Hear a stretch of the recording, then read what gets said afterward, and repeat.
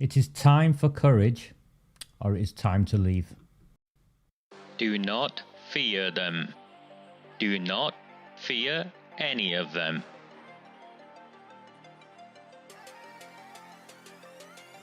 On the 20th of November 2003, James Ignatius O'Rourke McMahon was elected councillor for the Failsworth East Ward of Oldham.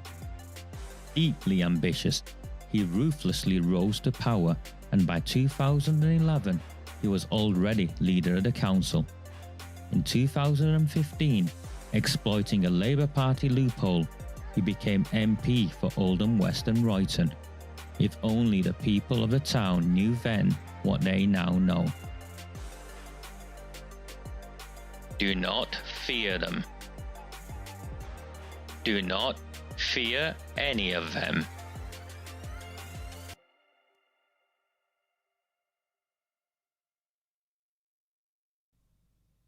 Sunday the 23rd of April. Happy St. George's Day to all of you.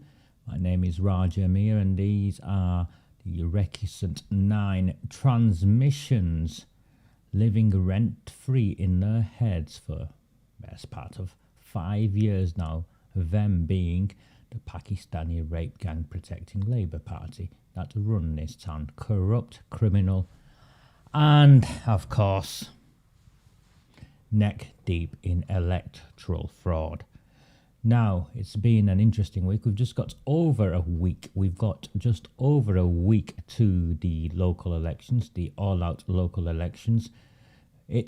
What happens will pretty much, not just define the next 12 months. I think what happens in just over a week's time will define the independent movement in this borough. It is very, very heartwarming, I think, to see so many of you out pounding the streets armed with leaflets that you've all funded, by the way. We smashed that crowdfunder. Our initial target was £1,000, stretched to £1,500. We, in the end, raised just over £3,000. I put a post up on Facebook this morning. That money has yet to come to me, but we've already started spending it. In fact, we've spent most of it. And there are the highest quality professional leaflets out there, competing, going through letterboxes across wards in this town, where people are actually picking them up and thinking, okay, there's something here, there's substance here, there is some thought here. It isn't just random people pointing at potholes, because we know that what it has ended up becoming. Councillors out on the streets wanting to wear their high-vis jackets and a shovel, pretending they've cleaned up some back alley somewhere, when actually them being out with a high-vis jacket and a shovel is a demonstration of their complete failure as a politician to mobilise the resources of the council to do their job. The moment they've picked up a shovel is really the moment they're admitting to the failure of a council. And indeed, Gary, thank you very, very much to all of you who donated. Gary will be the first to tell you he has he had a spectacular set of leaflets that he's been proudly putting through the door. The letterboxes of Saddleworth South, likewise with Amoy Lindo in St. James, same with Warren Bates, and also, and it doesn't matter. You gave what you could. 88 people gave. In the end, 88 people. Some people donated several £100, some people donated £5. It makes no difference. You gave what you could, and it will make a massive, massive difference. It will make a massive, massive difference.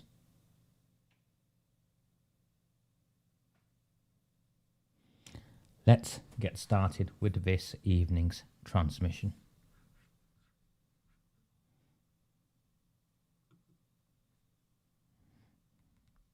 The first thing I'd like to bring up is this from a man called Shuel Mia. Shuel Mia, as you can see here, lives on Vale Drive. Vale Drive is in Coldhurst. It is and he is one of the OBA cartel foot soldiers. Shuhal Mia sent a man called Abdul Basit, who is standing as a Oldham Heart candidate, very late last night. You can see 10:30 p.m. last night.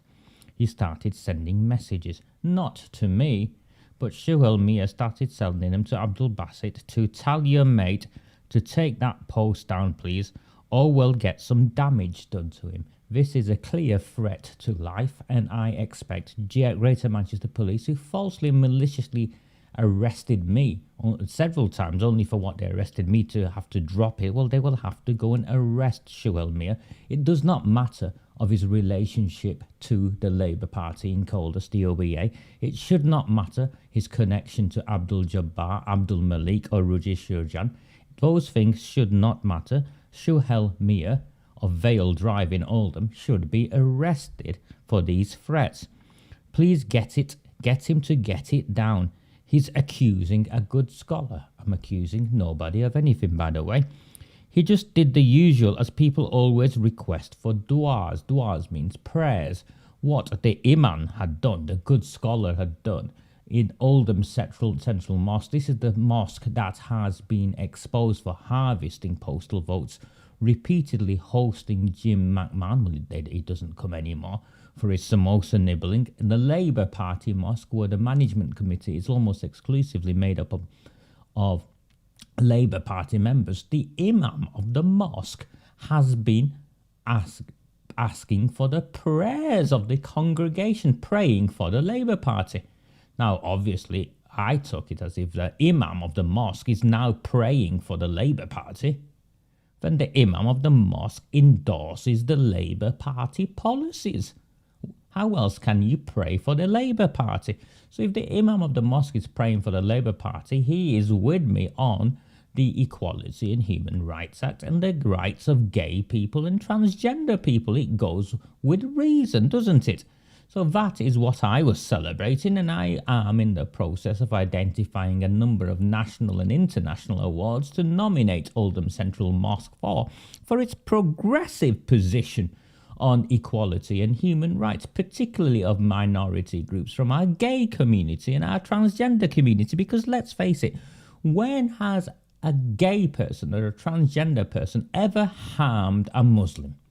So I'm pleased that the imam of the Oldham Central Mosque is now praying for the Labour Party, because that means the Oldham Central Mosque endorses the Labour Party position on equality.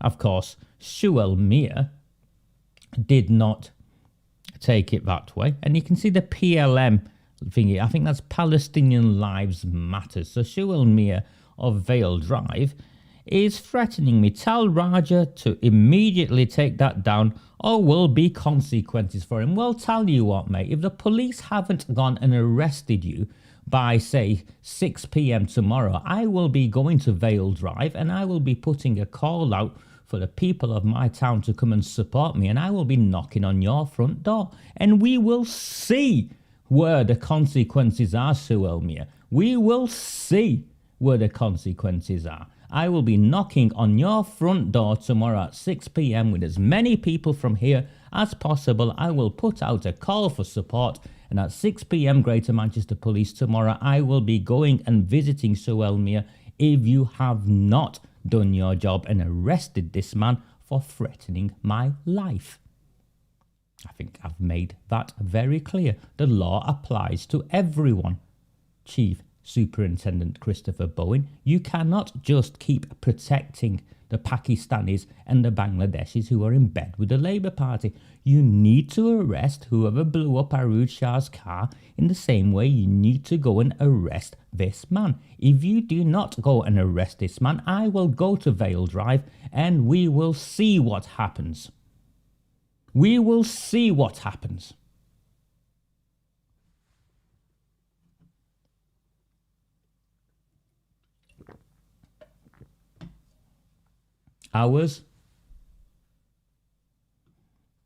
Our country is a democracy.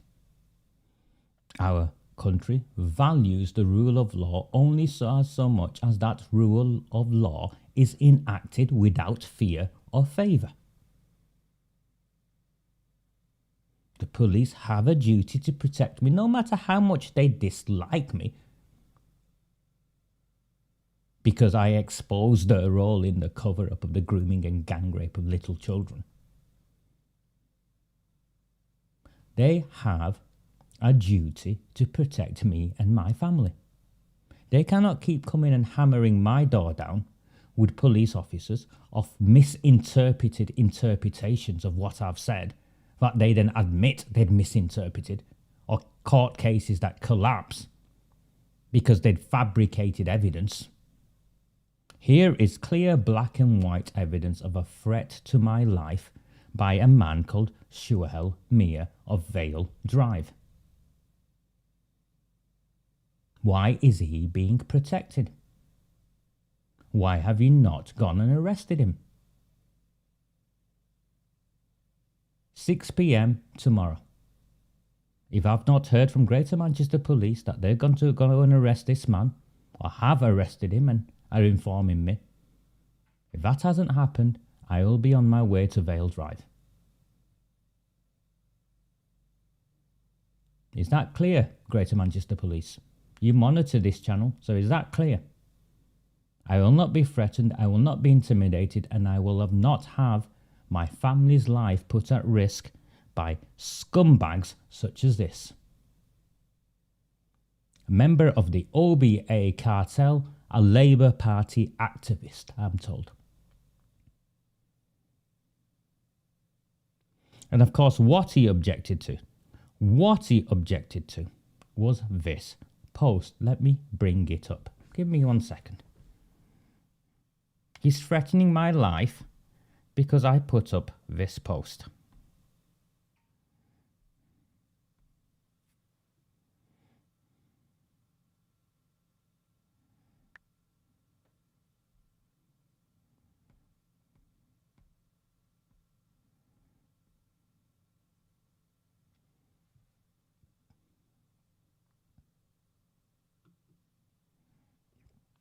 With the Labour Party's inclusive position on LGBT plus rights causing controversy across the country, I'm speechless at such a brave endorsement by a mufti at the main mosque in Oldham's Bangladeshi community towards the local Labour Party candidates, who says Islam isn't inclusive. There are a few national awards I'd like to nominate the mosque for. Would be really grateful if any one of the regulars at the mosque could connect me with the mufti there. A genuine well done to everyone at Oldham Central Mosque in endorsing such Western liberal values. I have been proven wrong. I didn't think you had it in you. Maybe more mosques will now follow your lead.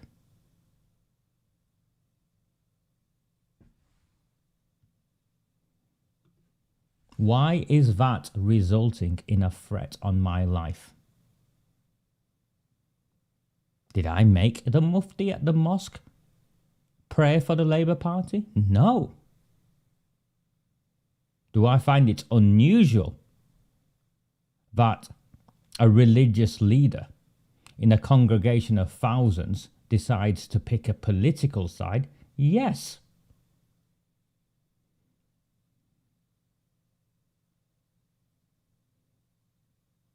Did I pass any negative judgment on it? No. Is there anything untoward in those 3 or 4 sentences I've stated? Not at all. Now, if the mufti or the congregation of the mosque object to Western liberal values and tolerance towards those of other sexual preferences, legal sexual preferences, well then the mufti shouldn't have been promoting the Labour Party, because the Labour Party's position is clear.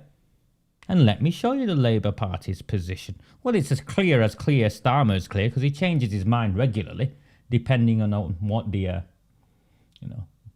which way the opinion polls are. But let me show you. Here is Keir Starmer pro-trans laws are needed across the UK.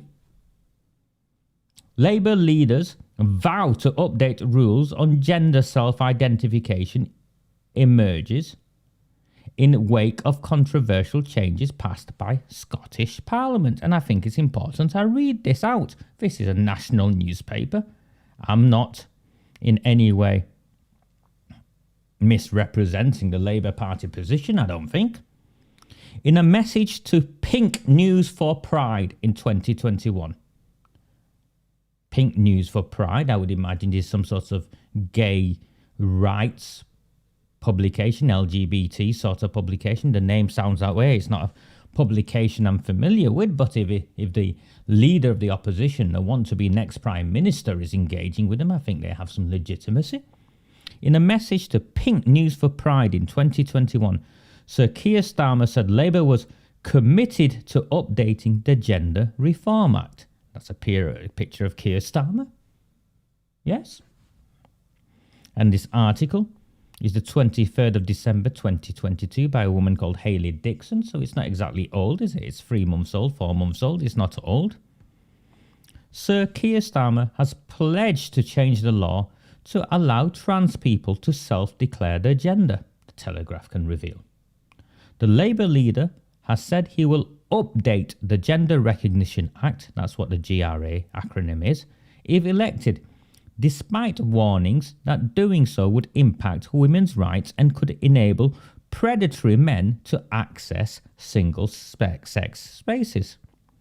Sir Keir's commitment could mean legislation in the UK mirrors changes passed by the Scottish Parliament on Thursday, as in just before Christmas, which allows people as young as 16 to change their legal gender by signing a declaration.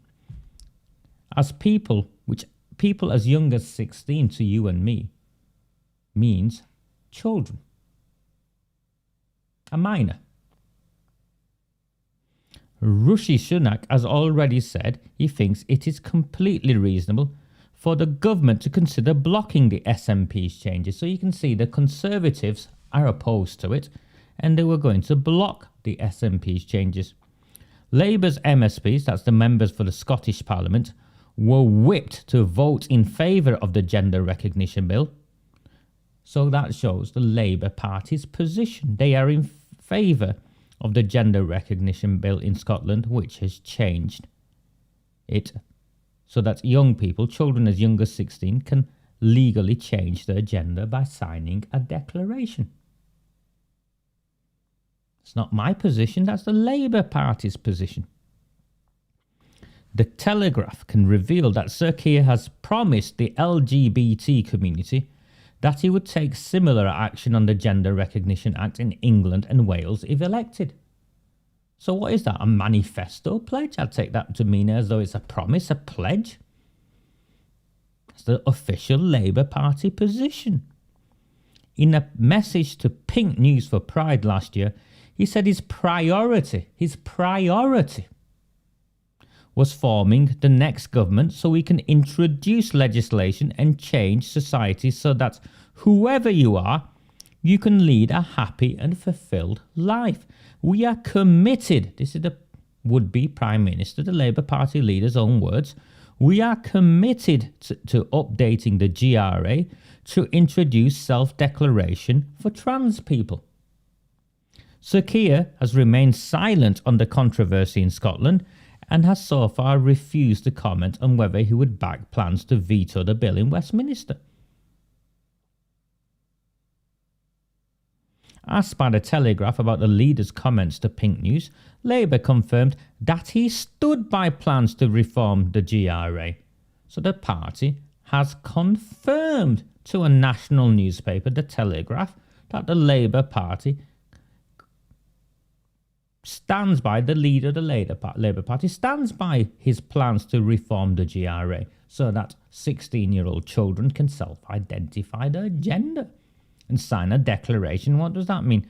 It's something to do with the birth certificate, and if you were registered as a boy, you become a girl, and vice versa. A party spokesman said all political parties agree that the process needs modernising. I'm not disputing that. If If the Mufti had said prayers for the Conservative Party, then if the Conservative Party or the Liberal Democrat Party, whatever their policies were, I would find that and find the relevance of that. But the Mufti didn't speak about all parties. He did prayers for the Labour Party. A party spokesman said all political parties agree that the process needs modernising. A future Labour government will consult on what that looks like while upholding the Equality Act and maintaining single-sex spaces. Of course, maintaining single-sex spaces does not mean that single sexes can only access those spaces because, as we all know, Amanda Chadderton, the leader of Oldham Council, in her first public question time was asked, I think, by Lynn Kovacs, who's here, about whether a man could self-identify as a woman. And Amanda Chadderton, the leader of Oldham Labour Party, so the national position, translates to the leader of Oldham Council's position, Amanda Chadderton, who is the first openly gay leader. And, well, good on her, as far as I'm concerned. Good on her.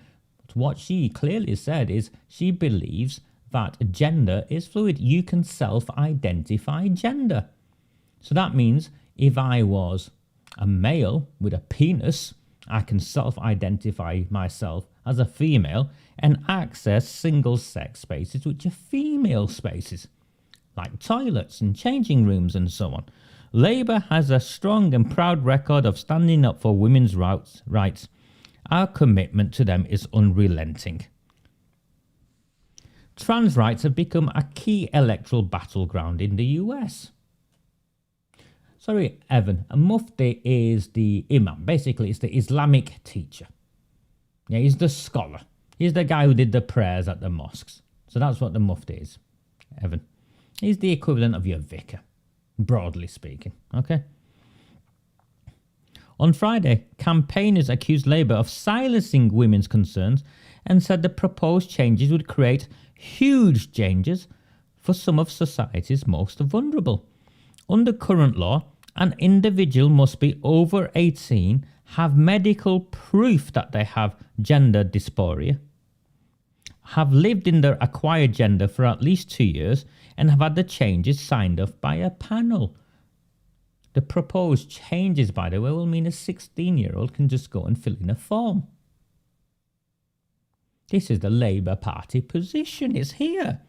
I'm not making this up. I'm reading it almost word for word.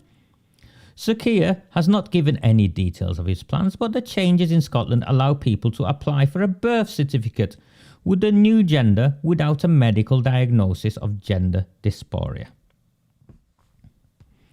Heather Benning, a founder of the Women's Rights Network, said they are pushing policies like this through with no real debate, and what Keir Starmer is allowing to be pushed through is nothing short of criminal. There are huge dangers to women and children from a system of self-identification. It astonishes me that critical thinking has been put on the hold. In the end, politicians who support this change will be shamed. Well, the Labour Party supports this change, which means Abdul Jabbar supports this change, which means Ruji Surjan, Abdul Malik, Dr. Chauhan, Shahid Mushtaq, Fida Hussein, so on, so on, so on, because they all wear the rosette of the Labour Party. This is a Labour Party position. It's a policy position. It's a strategic position. Every single politician, particularly party leaders like Keir Starmer, should be looking at the anger that this has created in Scotland and should be asking themselves whether it is right to make these changes with such strong opposition. The changes in Scotland were criticised by Reem Al-Salem, the UN Special Rapporteur on violence against women and girls, who had warned that they could be abused by predatory men and that any law change in the UK would have global consequences. Well, why is the Mufti saying prayers for the Labour Party? If what I've said has so enraged the Muslim community in Coldust, why is your Mufti endorsing the Labour Party? Because by endorsing the Labour Party, he's endorsing this position.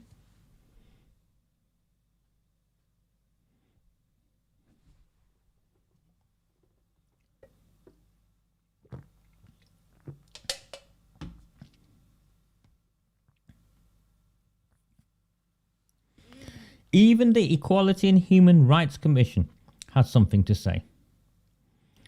Our view was that the existing legal framework provided the correct balance that best protected everyone. You had to be at least 18 and you had to go through a process. And you couldn't just wake up one day and say, right, I want to be a she or a he now, and go and fill in a form.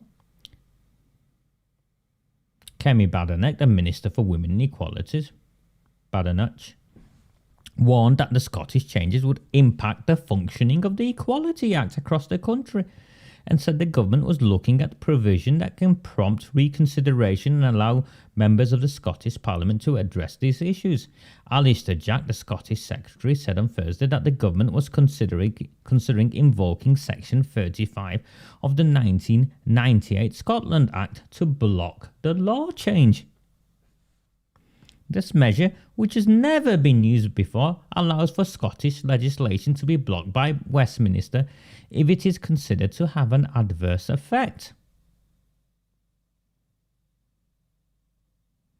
On Friday, Rishi Sunak, the Prime Minister, said, lots of people have got concerns about this new bill in Scotland about the impact it will have on women and children's safety. Well, clearly, the Imam, the Mufti at the mosque, has no such concerns. Otherwise, why else pray Friday prayers and lead the congregation, thousands, of supporting the Labour Party? What have I done wrong here?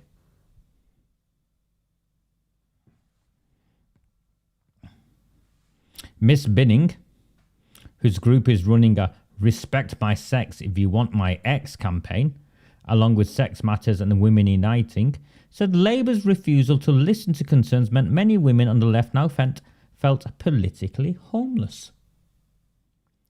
Labour has not given any details of how it would protect single-sex spaces at the same time as allowing people to choose the legal gender, because it's not possible. It's not possible. If I choose my legal gender to be female, according to what this process is, it means I can access single-sex spaces as a female because I've self-identified as a female.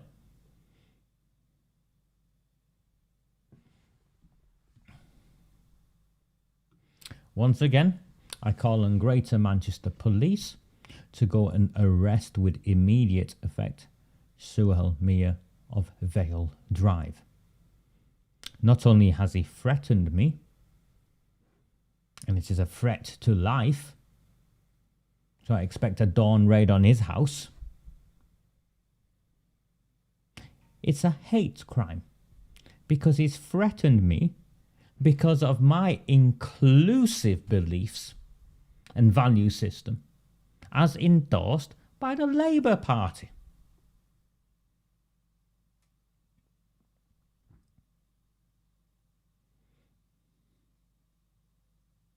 And it wouldn't. It might as well be a polling station, I think, Harry. Oldham Central Mosque might as well be a polling station. Drop off your postal votes and have some extra brownie points on your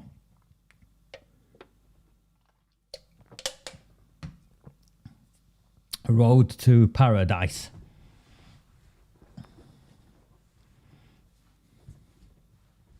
I don't know. I think there's some merit in that, Harry.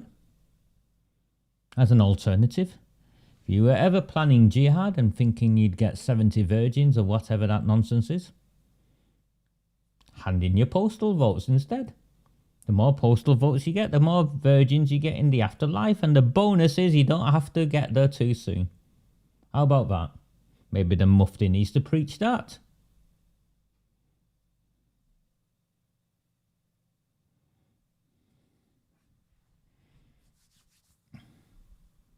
I am deadly serious though, because he did threaten me, and my friend Abdul Basit, to give him his due, contacted me very late last night concerned. He messaged me very late last night concerned. And he messaged me again this morning. I've reported it to the police. The police haven't got back in touch with me.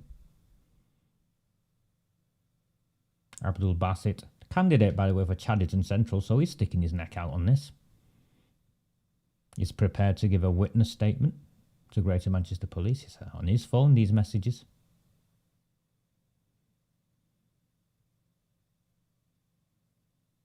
And he should be prosecuted. I like how people like Frank every now and then come along. They think it's funny. Stop being soft, lad. Have you been followed home by mobsters, Frank? Have you been dragged out of your house by police officers for sticking your neck out? No. Do you see me hiding behind a fake profile? I turn up every week. I turn up every day. I've been fighting for this town, my home. And I'm not going anywhere despite the threats.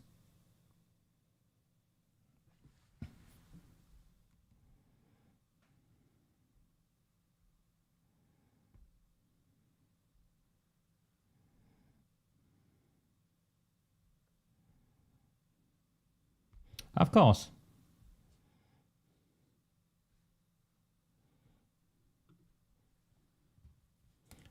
Indeed. Well then, stop telling me to stop being soft. Of course. This only results in this series of leaflets that are now ready to go out. And these leaflets have every right to go out because this is the Labour Party position. I think councillors like Mohan Ali, who by the way has the education portfolio, the education and skills portfolio, they shouldn't be hiding on the party's position on these things. They should be going out into these communities and challenging these prejudices. Shouldn't you, Mohan? You should be at the mosques, in the community centres, shisha bars and mocktail lounges, snooker centres, and holding debates. Do you think your children should be taught that a woman can have a penis? Because the Labour Party does. Don't you, Mohan? The Labour Party does.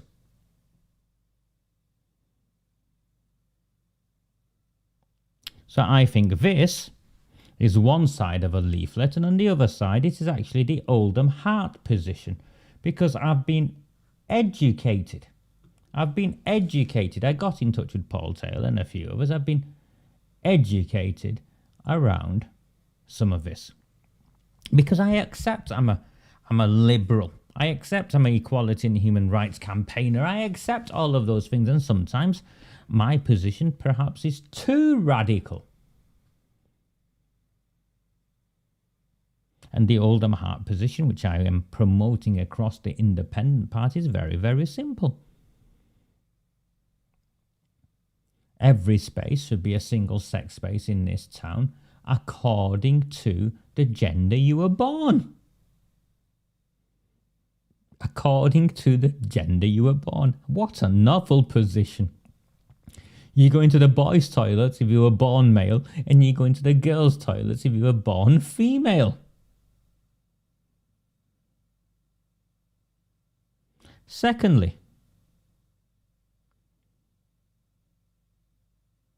what is taught to children in schools should be dictated by a referendum, a vote of the parents of the children who go to that school. What a novel idea.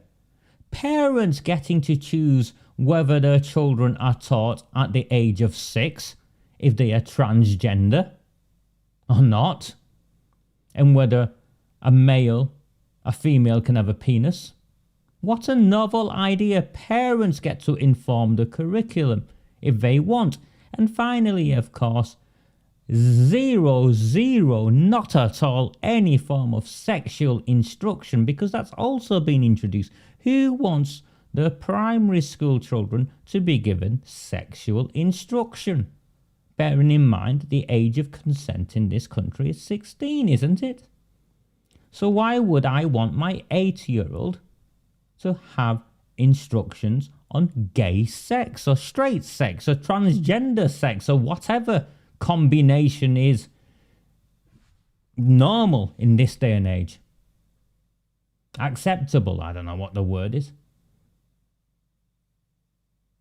So that is the Oldham Heart position. And meanwhile, the Labour Party position is that children should be taught that a woman can have a penis. And I think it's right that this is communicated in Coldust, particularly outside Oldham Central Mosque now, because if they want to pray for the Labour Party, they should know the policies of the Labour Party. Don't you think, Abdul Jabbar? Do you think your children should be taught that a woman can have a penis? The Labour Party does. How about you, Ruji Surjan? Do you think children should be taught that a woman can have a penis? You do, don't you, Ruji? Because your party does. That's your party's position. And I agree with you, Lynn. I don't think sex education should be taught until children are much older.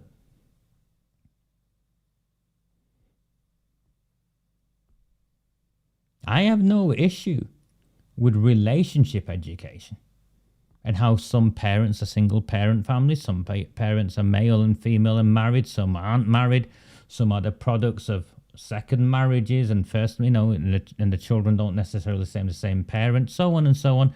The world is not as conventional and narrow as it once was portrayed to be. I don't think it ever was, but now more so than ever, it's nothing like that.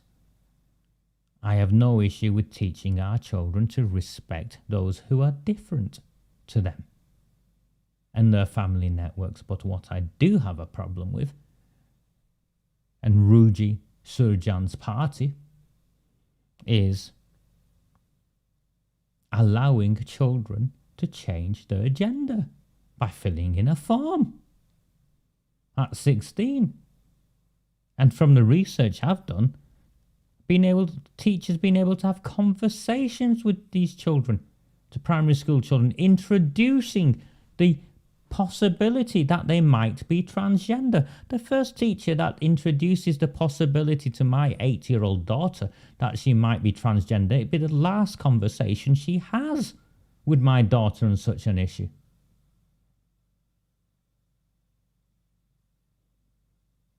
Yes, Lynn, we're on the same page.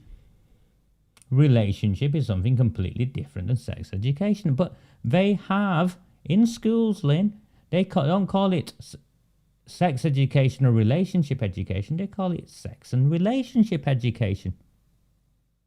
They've combined both, and I don't think you should.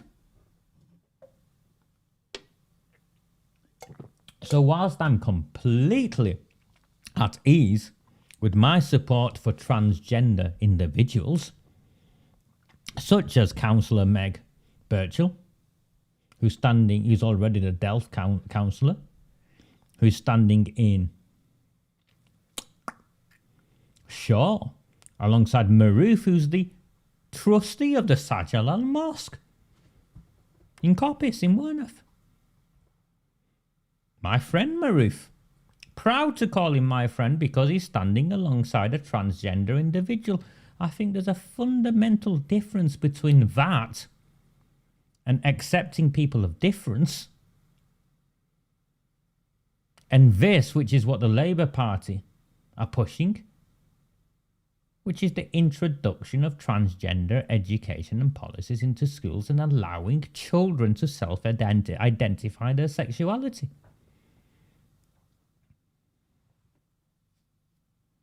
But this is your party's position, isn't it, Ruji? With a headscarf on. Sorry, let me just find where I'm going with this. These are all the lists I've been getting through of candidates who are standing in the elections. But here's another one I wanted to show you.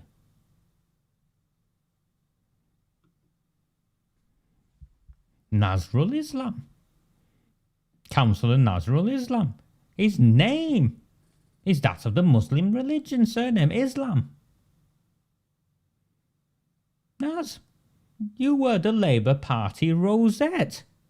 Your party believes that not only can a woman have a penis, that children should be taught that a woman can have a penis, and that children, if they see fit, can fill in a form and have their gender changed. He should be asked on the doorsteps. He should be promoting this. If he believes in it, he should be promoting this. The same with Abdul Malik, ex-councillor Malik. It's your party's position.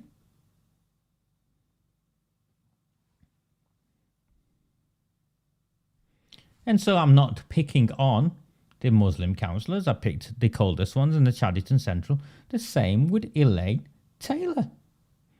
Councillor Elaine Taylor. It's her position. It is her position. It is the Labour Party's position.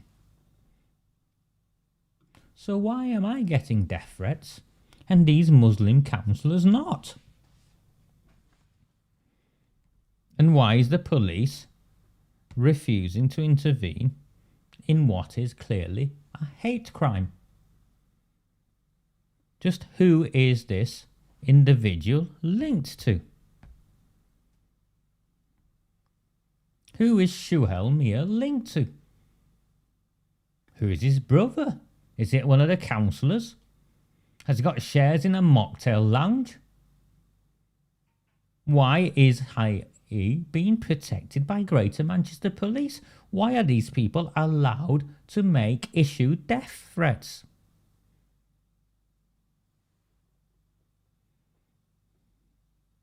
Elaine Taylor is indeed the one that sits next to Amanda Chadderton in the same green top every time I've seen her.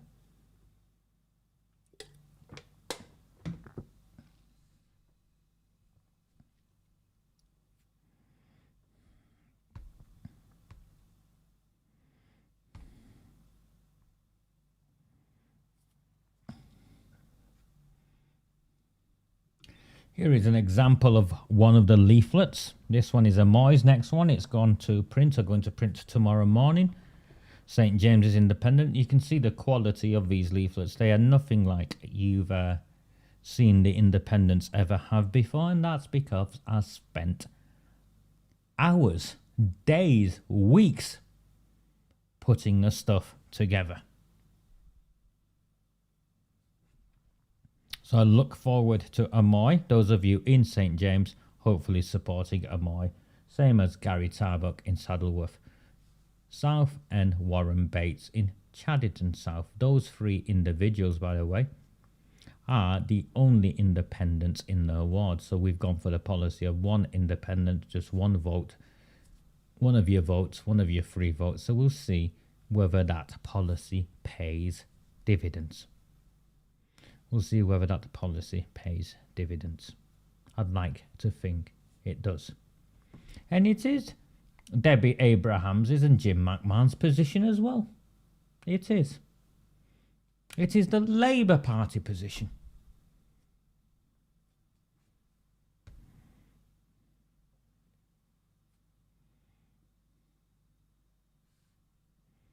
I hope she gets in as well, Evan. I hope she gets in as well. And for those who are wondering, here is a screen grab. I have reported it. You can see there's a reference number there. It has been reported to Greater Manchester Police, who have not responded to me as of yet.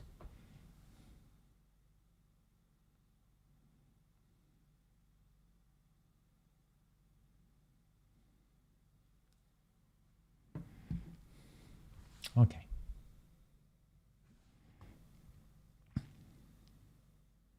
I saw Eddie Moores earlier this week, and I put the video up on Twitter of Eddie Moores, and I found it really, really interesting what Eddie Moores did when he saw me.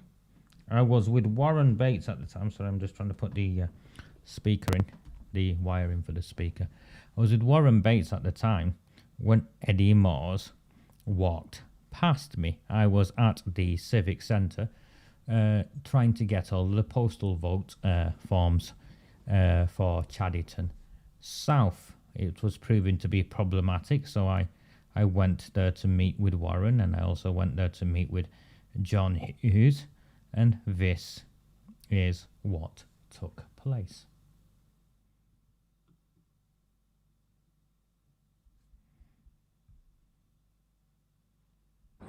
No one's abusing you, Eddie. I'm a member of the public asking you, why did you vote against a public inquiry into the cover-up of the Pakistani rape gangs, Eddie Moore?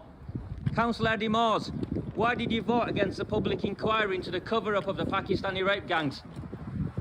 Where are you running, Councillor Eddie Moores? Why are you running, Councillor? Why are you running away, Councillor? Come on, Councillor Eddie Moores. Why did you protect the Pakistani rape gangs? Councillor Eddie Moores ran away. As good as run away. Because that's what these people do. And the question is completely valid.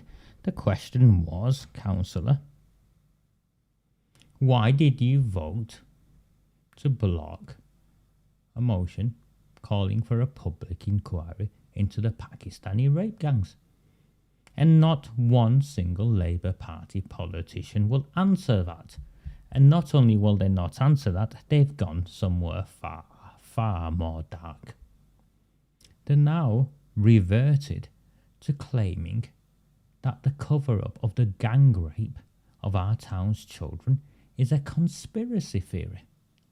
That's correct. On the doorsteps, they are telling people it's a conspiracy theory. Now, we've made it up. It's a conspiracy theory. Amanda Chadderton, on her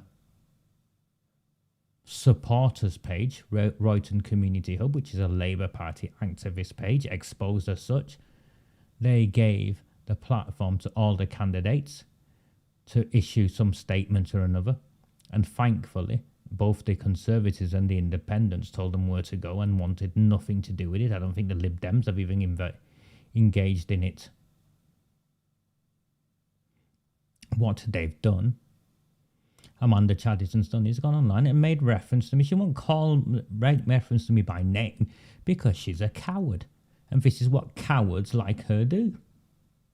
Amanda Chadderton, the leader, the council leader, is making reference to me as a conspiracy theorist who's done some leaflets. Well, wait and see, Amanda Chadderton, when these leaflets go through the letter boxes of the people of Royton. Just wait and see what happens.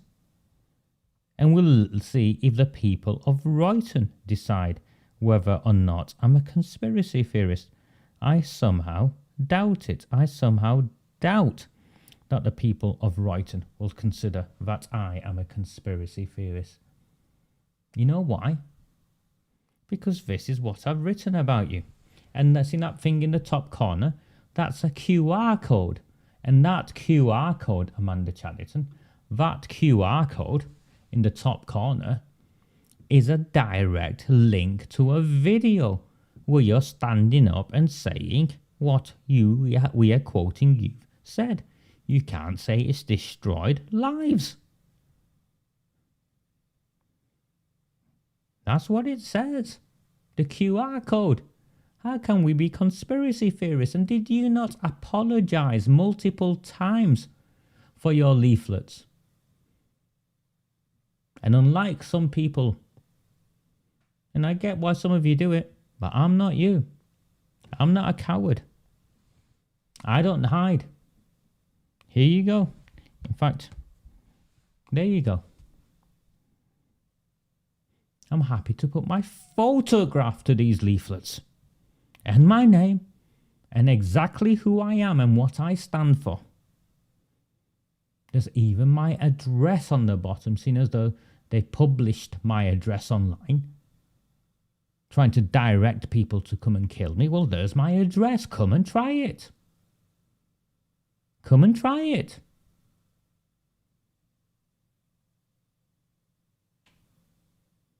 These leaflets will be going through the letter boxes of Royton.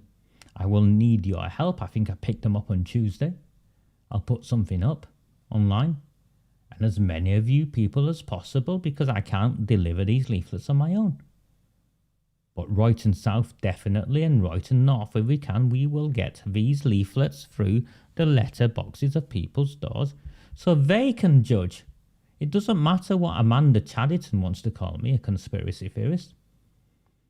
It doesn't matter that the Manchester Mill, that pyjama-wearing Ponce, sends one of his reporters up to Oldham to write an article.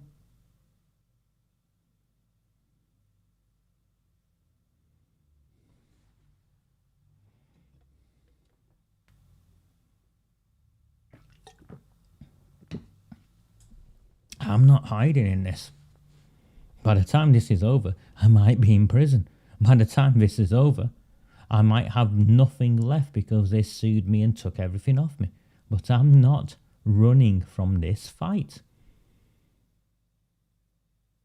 Children in our town were groomed and gang raped, and these people allowed it to happen.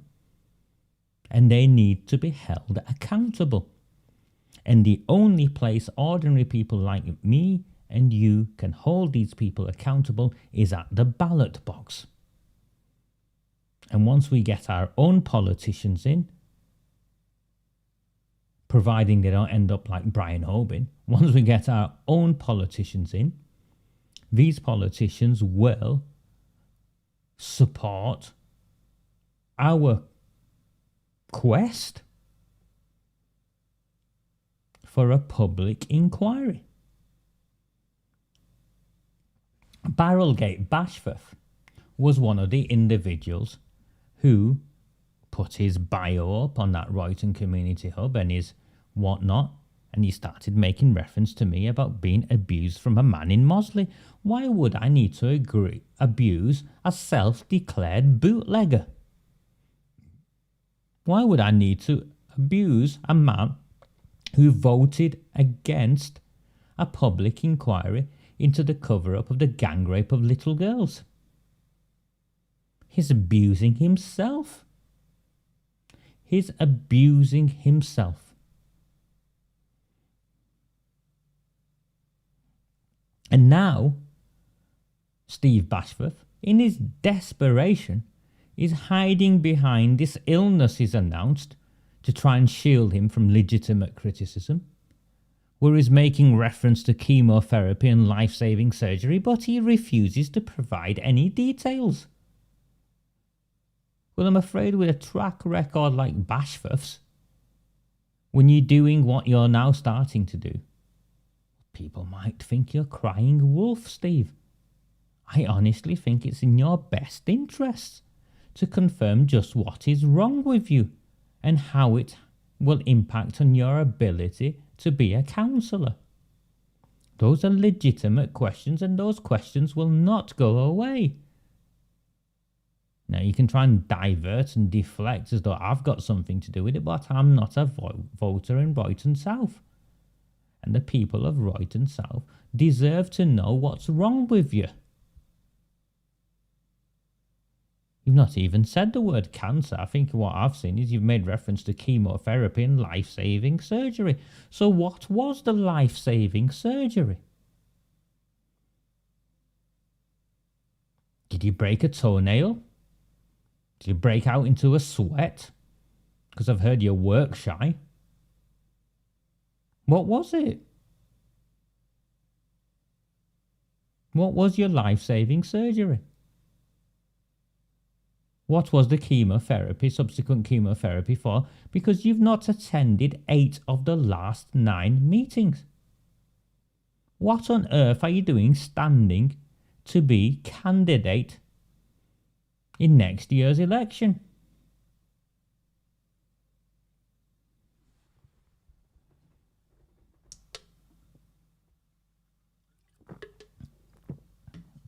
The Manchester Mill in their article, let the truth out. Let me find the article.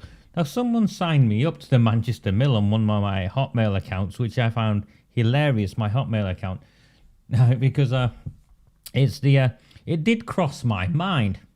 Maybe I should sign Joshy, because I think, is it Joshy, the pyjama wearing pants? Maybe I should sign him up to a few websites.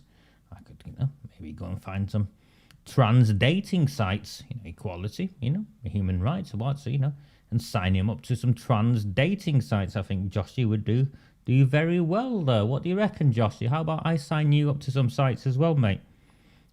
Live and let live and all of that. Let me find.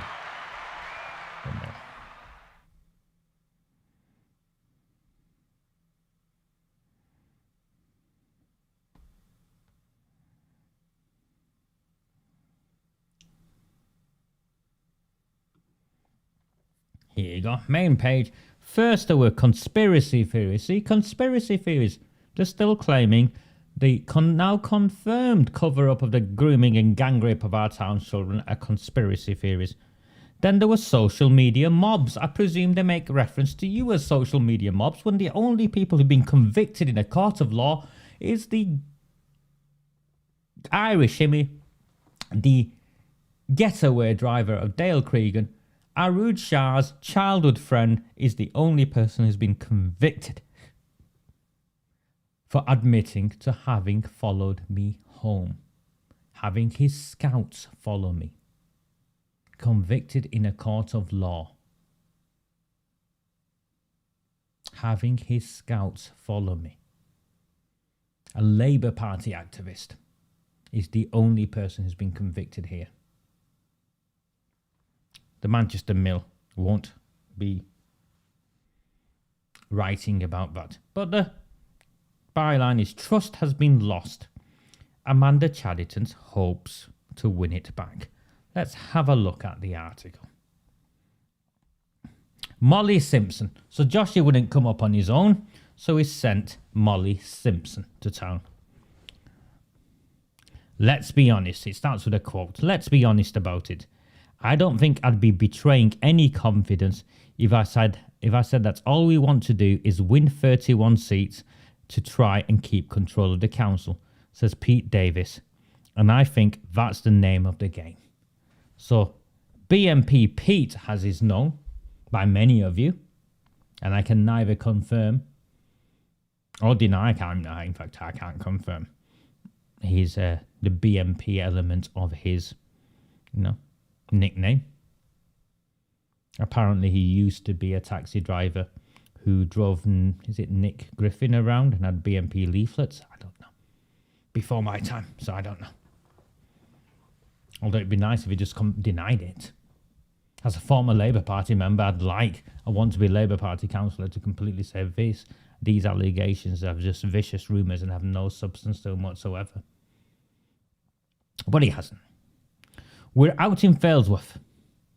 It's a warm day and Davis, a 60-year-old funeral director who has lived here almost all of his life, is stuffing a Labour leaflet through the letterbox of a 1930s semi. Well, I think Pete Davis knows all about stuffing. With a sign on the door reads, no fly tipping, 1 down, roughly 700 to go. Davis is friendly and generous with his time, but I sense an undercurrent of anxiety. Oldham has acquired a particular political culture in recent years, chaotic, conspiratorial and hostile. And it puts people on edge. Nearly everyone I interview asks me not to mention where they live, and when I ask one council candidate to describe politics here, they don't take long to summon one descriptor: toxic. Well, who's made it toxic? Who's made it toxic? But from that introduction, I think it's very, very important. It should be heartwarming. Should give positivity to the independents. Here is a senior Labour Party figure on record confirming that their aspiration is somehow to keep hold of the council.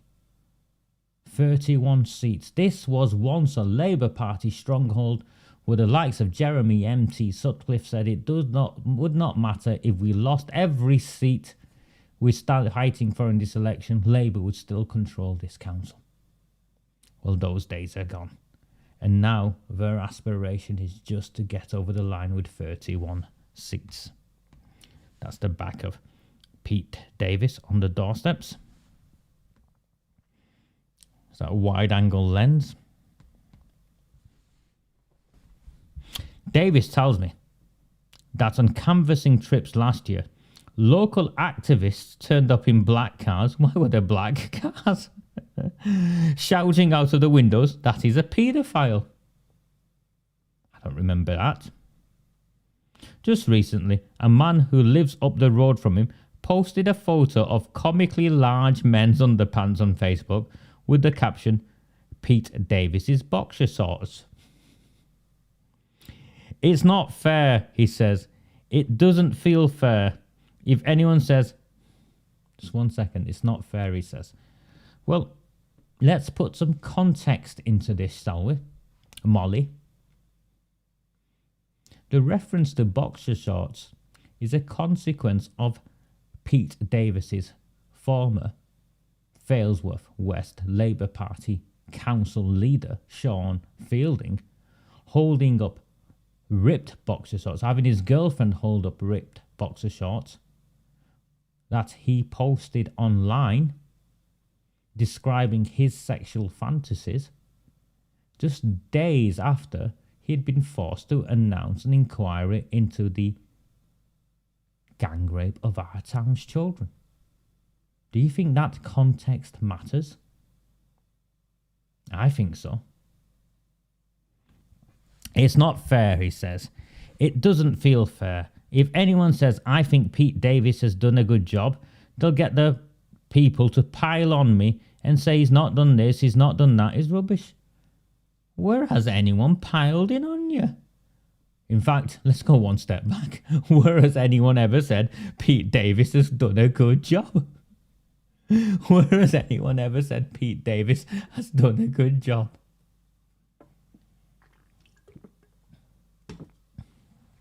Sitting on an armchair. I hear he likes to do a lot of sitting, does Pete. Sitting on an armchair in the front room of his home in Failsworth. He tells me about the bullying Facebook posts. Conspiracy theories and allegations that the Labour-run council has covered up for grooming gangs. Well, they're not allegations. Your council leader stood up and apologised. It's in the report. Jim McMahon, whilst leader of Oldham Council, covered up for the grooming gangs. It's in the report. It's in the report how Gerard Jones, the chief executive of Children's Services, prevented or tried to prevent victims of the grooming gangs from giving testimony. If that isn't cover-up, then what is a cover-up? It's in the report that Shabir Ahmed was a member of the Labour Party and employed by the council with access to children, and that when he was first identified, an action should have been took. No one can explain why it wasn't. It's proven. Indeed, Julie, it's proven. What is the conspiracy? Volunteers haven't been enthusiastic about mucking in to help out with Labour's campaign, and who can blame them? Indeed, who can blame them? The reason they're not volunteering is because they believe that this party are Pakistani rape gang protectors. It's not a vicious game. None of us treat this as a game. Voters in Oldham have kicked out 2 council leaders in the past 2 elections, and Labour figures are nervous about how things will play out on May the 4th. This year, all 60 seats on the council are to play for in an all-out election. Labour currently has a majority of 35 seats and need 31 this year to stay in control. The Conservatives and Liberal Democrats have 9 each, and there are 4 independents and 3 fails with independent party councillors. But zoom out a bit, and this is about whether the dark clouds that have hung over Oldham in recent years have passed, or whether this is still a borough operating under its strange weather system. Have they been interviewing Moyab? Have they been interviewing the weatherman with his weather reports? How might Labour expect to do here? I ask a senior figure in Greater Manchester politics. Who's the senior figure in Greater Manchester politics? Who did you ask? Was it Sean Fielding? Was it Andy Burnham's mum? Who was it? Who's your senior figure? Was it Joshie Herman, your editor? Who's the senior figure? Do you see how this play these games? If national issues dominate, then Labour might be more confident. Why should national issues dominate in a local election? I don't know. If these weird local issues dominate, it's harder. Since when was the cover-up of the grooming and gang rape of small children in our town a weird local issue? How dare this senior Labour Party figure say that? No wonder they want to keep their identity secret. Davis is a recognisable figure. Sean Fielding's cat. Maybe that was the senior Labour Party figure. Davis is a recognisable figure in Oldham who can be found volunteering at the local food bank. I won't make the joke. I want to, but I won't. Davis is a recognised, of course, if he's volunteering at the local food bank, then well done to him. Or delivering through your free football kits to youth teams at Oldham Athletic. How many youth teams are there at Oldham Athletic, and how many times is he delivering free football kits? I'm sure if they had more words than kissing newborn babies. At Boundary Park Hospital, he's a volunteer at Boundary Park Hospital as well, and kissing babies. Having previously served as a councillor in Failsworth West between 2018 and 2021, he says he would fight for very specific local ambitions, like bringing in speeding regulations on a residential road that is currently used as a cut-through.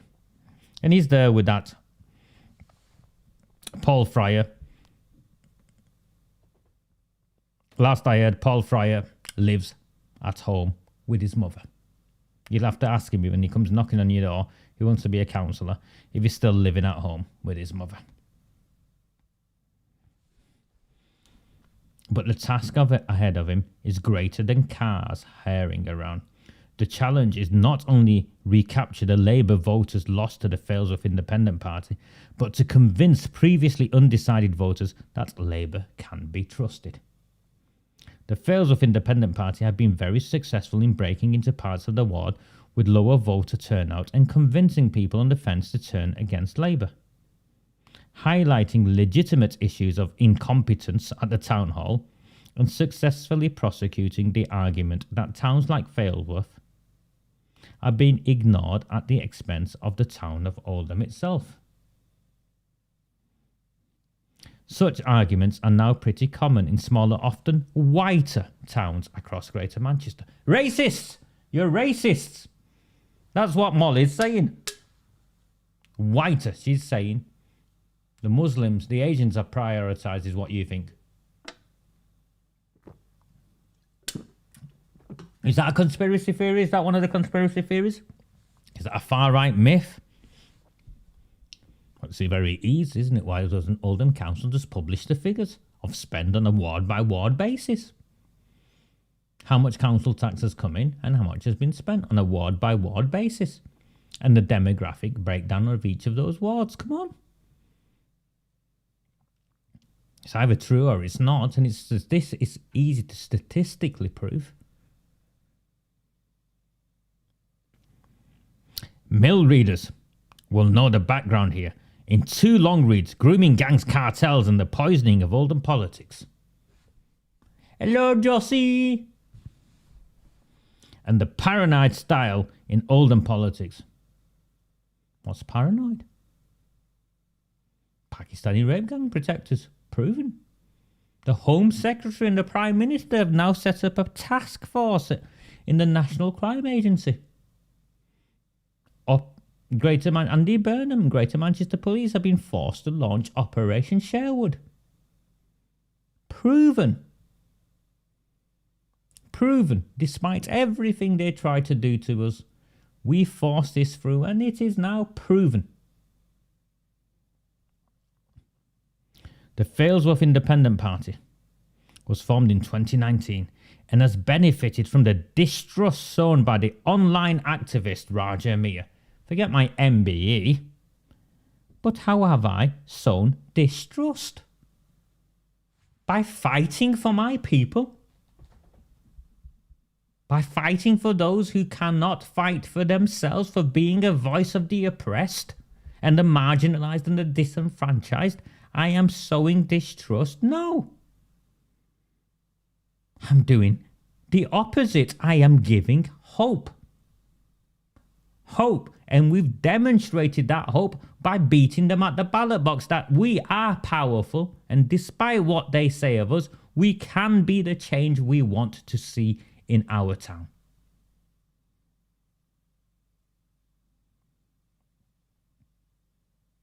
For 5 years now, the Labour Party and those that run this town have had opportunity after opportunity to do the right thing and on every occasion they have done the wrong thing. That is where the distrust comes from. It's the actions of Amanda Chadderton, Arooj Shah, Sean Fielding, Jim McMahon, Debbie Abrams, and so on and so on. But hey, thank you that I can do all of this myself. Thank you that I can do all of this myself. If only I could get my daughter to go to bed in time or clean up after herself. But thank you, I can do this all on my own. The online activist Raja Mia, whose weekly transmissions... Do you watch, Molly? Hello. Have portrayed Labour as a corrupt elite selling out the town and covering up for paedophiles. Well, actually, if the shoe fits, yeah, if the shoe fits. And actually, they're not paedophiles. The Pakistani rape gangs are not paedophiles in the traditional sense of being paedophiles. And we've gone into this, but Molly, you need to watch a bit more. But in recent weeks, the Failsworth Independent Party has splintered. After a selection fight, Phipps founder Mark and Kath Wilkinson have now left the party, and councillors Lucia Ray, Brian Hoban and Neil Hindle are in control. What that means is when it comes to election day, voters will be faced with options from the Failsworth Independent Party, the independent candidates for Failsworth West. Naturally, Labour sees the divide and the Monty Python-esque confusion. Monty Python-esque confusion? Why is there a Monty Python-esque confusion? Working in their favour. The vote could end up split and allow Labour back in. Well, looking at the size of Pete Davis, the split would have to be wide indeed.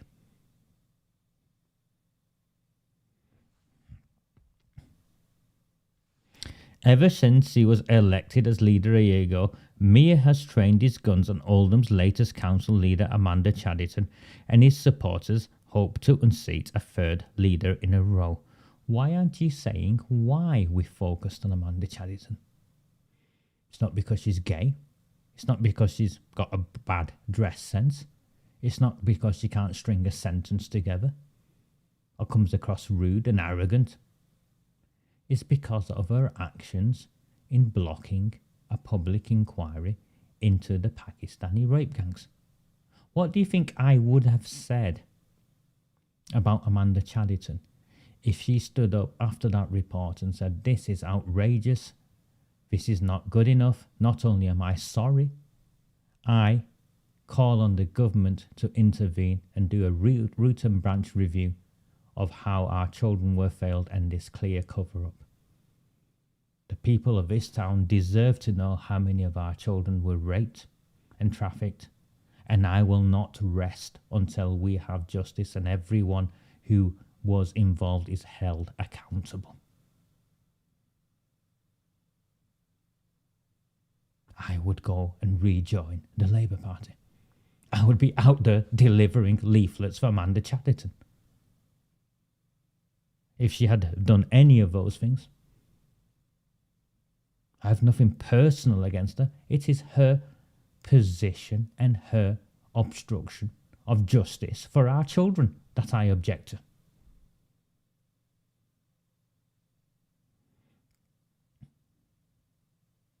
The right and independents are standing in Royton South in an attempt to unseat Chadderton. Now, the right and independents are standing in Royton South because they want to represent the community they live in. Unseating Chadderton, Bashforths and the Bashforths are not the motivation of Marie, of Jade or of Darren. I've met all three of them. They live in Royton. The families live in Royton. They are bringing up their children in Royton. And they want a better Royton. They are standing to improve their community. It's completely disingenuous of this reporter who clearly has no understanding of our town. Making that claim is completely fabricated. Conversely, Labour are being challenged by the Conservatives in Royton North. Again, that's not true. The Conservatives hold 2 of the 3 councillor seats in Royton North already. They're not challenging Labour in Royton North. Labour are trying to challenge the Conservatives in Royton North. Language matters. I've said this from the outset. Do you see what she's doing? There's no evidence to support the suggestion that the parties are working together as not to split each other's vote. But both the Royton Independents and the Royton Conservatives have said they support a fresh inquiry into the supposed cover-up of grooming gangs, for which no evidence has so far been produced. Did you read that? Let me read that again. Both the Royton Independents and Royton Conservatives have said they support a fresh inquiry into the supposed cover-up of grooming gangs. Supposed cover-up. For which no evidence has so far been produced.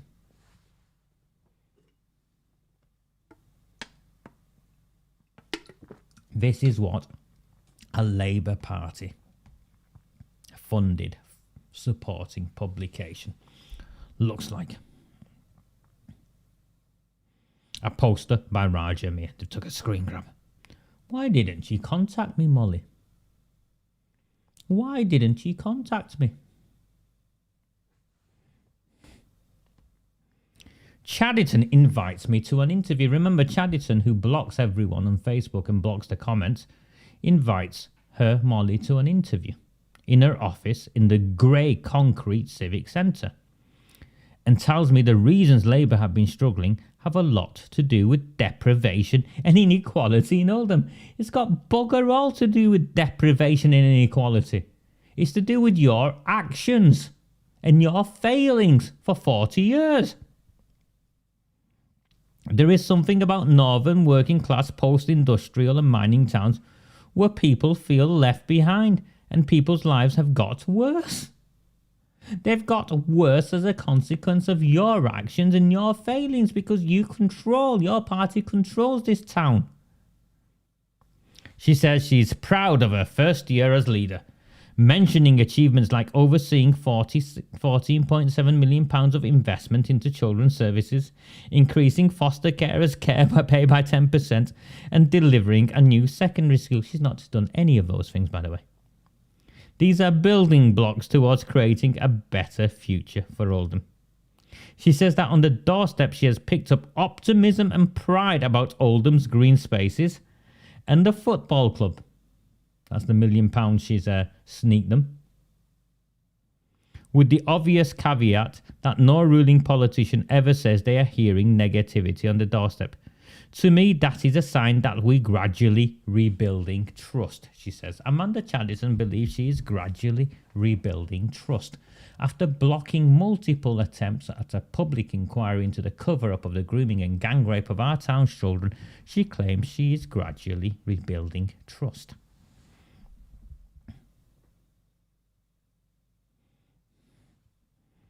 One month after Chadderton was elected, the independent review into child sexual exploitation in Oldham was released, finding no evidence of widespread child sexual abuse.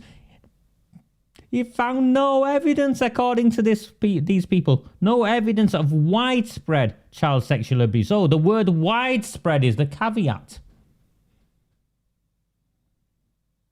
So it did find evidence of child sexual abuse, but the evidence wasn't widespread. Well, if the evidence wasn't widespread, Molly, as a journalist, should you not be asking how many children were gang raped? Because the council won't release that figure. Andy Burnham's team won't release that figure. They won't tell us how many of our town's children were groomed and gang raped by Pakistani rape gangs. So how can you claim it wasn't widespread? What is widespread? Is it 30% of children in this town? So if there's 100,000 kids in this town, do 30,000 of them have to be groomed and gang raped for it to be widespread? Or will 10,000 do? How about 1,000? What is the number that makes it widespread? We can play this all day, Molly. We can play this all day. You're messing with the wrong person.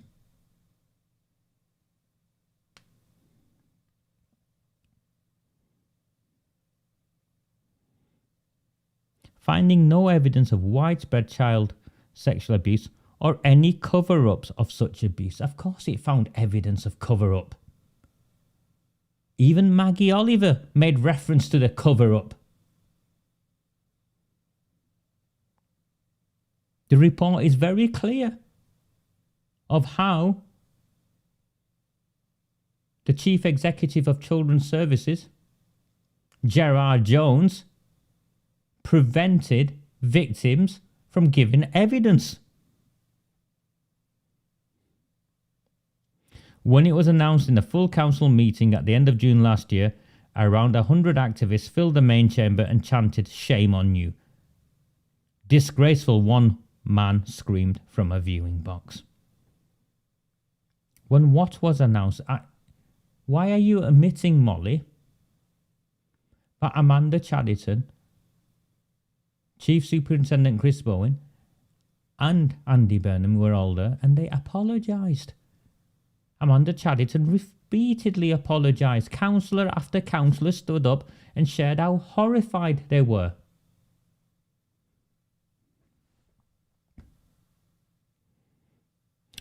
Here she is.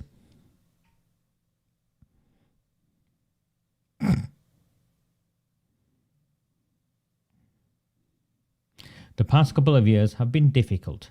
Let's not lie about it, Chadderton says, recalling nasty social media posts about her.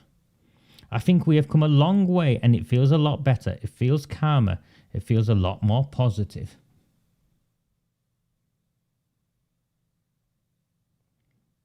It was packed, wasn't it, Gary? 100 people went in, and that was all that could go in.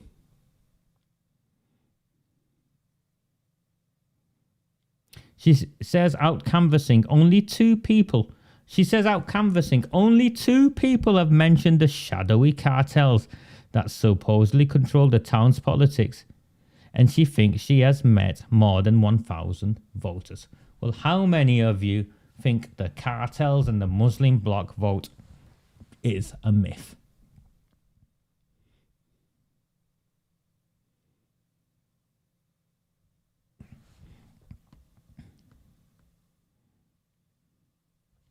But she admits two people, she claims, two people. Didn't Hammer Roberts, her predecessor, the one we ousted in Royton North last year, share with the malicious blogger that, it wasn't an issue on the doorsteps of Royton? The grooming gangs, the gang rape of our children apparently weren't an issue on the doorsteps of Royton. Well, she got handed her ass, didn't she?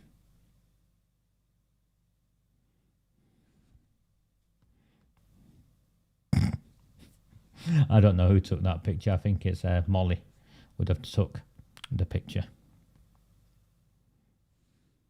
But she admits the accusations that have swirled online have had major electoral consequences and could well lead to more. In other words, online accusations don't just stay online. That's because we've not been making them just online. We've been educating, mobilising, advocating. We've been doing this for 5 years, Molly. I turn up every day. For the best part of 5 years. Day in, day out. And I'm still here. And everyone else is still here. There's 174 of you here with me on a Sunday night.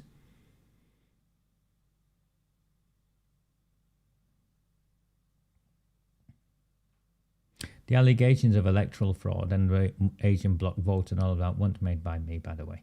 They were identified by the Electoral Commission. What Oldham was highlighted was one of the most, one of the top towns for electoral fraud, with Asian communities and all the rest of it, and it described all of the conditions that I make reference to.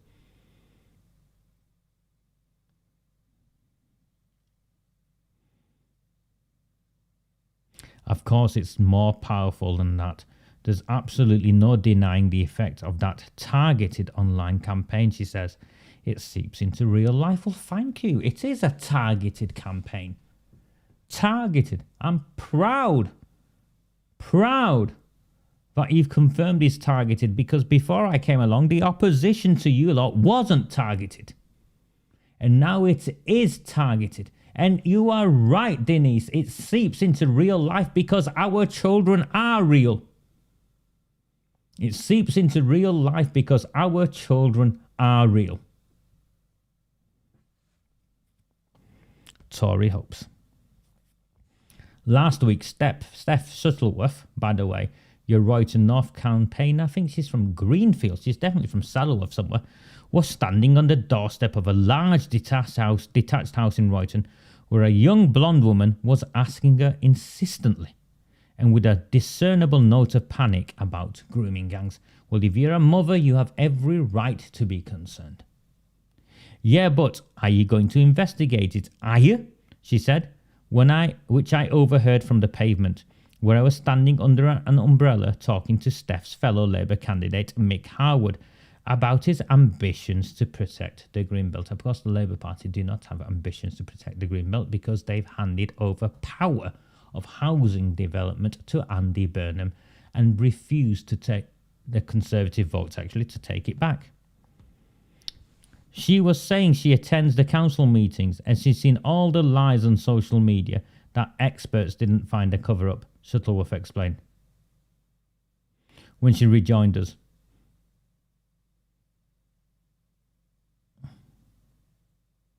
That's not what she was saying. Because if she was concerned, she wouldn't be saying to you she attends the council meetings and she's seen all the lies on social media. Because if they're all the lies, she wouldn't be concerned, would she? You're just making this up, aren't you, Steph Shuttleworth? You're just not as smart as you think you are. Shuttleworth explained when she rejoined us. Did she counter her claims? Well, she's not. She's claiming what you're claiming. She's claiming, Steph Shuttleworth, is what you want to believe. She's claiming completely the opposite, wasn't she?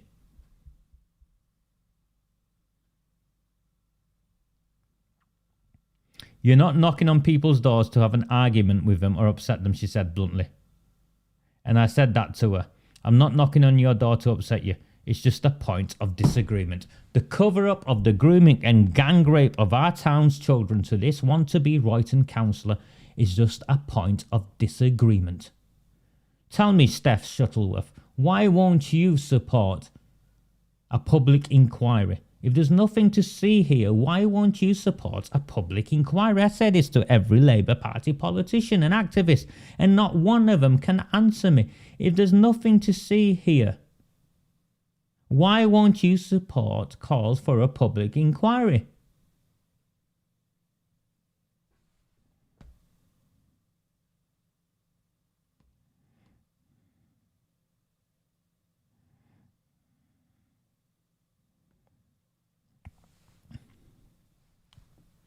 It's not just independents who have been eating Labour's lunch in Oldham in recent years. What do you mean, eating Labour's lunch? Fighting for our children, fighting for the safety of our children, is Labour's lunch? Eating Labour's lunch?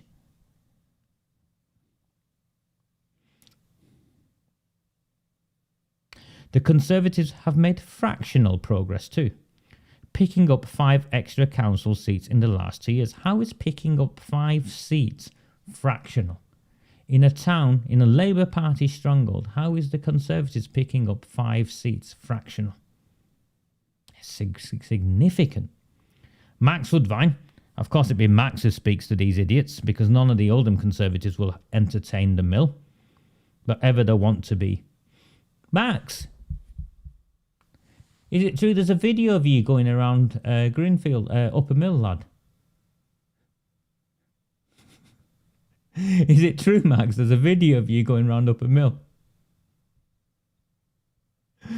Just you wait, Max. Just you wait until I get my hands on that video.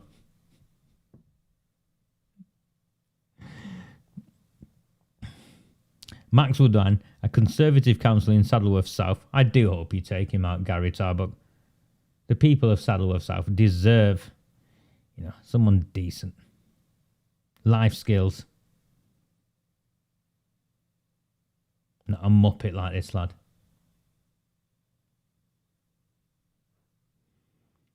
Max Woodvine, a Conservative councillor in Saddleworth South, was in the White Hart pub recently and saw a group of people having a quiet drink. So this is relayed to Molly third party by Max. Surprised he didn't talk about how he was in a nightclub and half a dozen attractive young women came to speak to him. It's that sort of story, isn't it, this? People in Saddleworth appreciate councillors who work hard, he says. This is the councillor. Yeah, I'm right, aren't I? Question mark. He got sacked from his job at the Royal British Legion because he was trying to do his councillor work whilst he was being paid elsewhere. These people who don't traditionally vote Conservative in a general election, but are happy to have a councillor who does things. I've heard you do plenty of things, Max. Woodvine says he is focused on bread and butter issues, like what he sees as council's overspending. He cites the decision to buy Spindle's shopping centre and his decision to let the civic centre decline to the point where it requires eye-wateringly expensive renovation. He thinks there's been too much focus on regenerating Oldham Town Centre while ignoring the outer boroughs. Well, where did that argument come from? Who's conveyed it, Max? It wasn't you guys, the old Conservatives in Saddleworth. It was us who articulated it. But you can pick up and run with it if you want, Max, because it's clear when it's left to you, you'll just point out road signs and potholes. He doesn't think the Conservatives will win a majority this election. Mate, you've got no chance of winning a majority this election. Forget that I'm not confident. But could pick up a few more seats, potentially robbing Labour of control.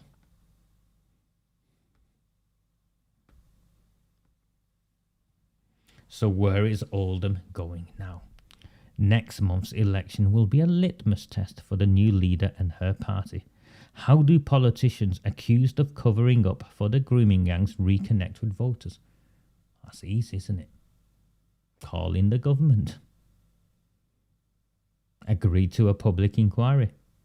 Many of whom already felt disenfranchised from Labour over Brexit. Before I leave, I asked Chadderton one last time how bullish she's feeling. I'm confident that I will retain control of the council, she says. Amanda Chadderton is on record as saying she is confident that she will retain control of the council. Have you asked Arooj Sharvat, Amanda Chadderton? Because my information is, irrespective of whether you're still there and irrespective of whether the Labour Party are still in control. What was it? Yeah. Shah and her associates are manoeuvring. But this is the start of a process. The start of a process? What's the process she started? How has she started the process? None of us know. And there is a lot about rebuilding trust between Oldham Labour and some of our residents.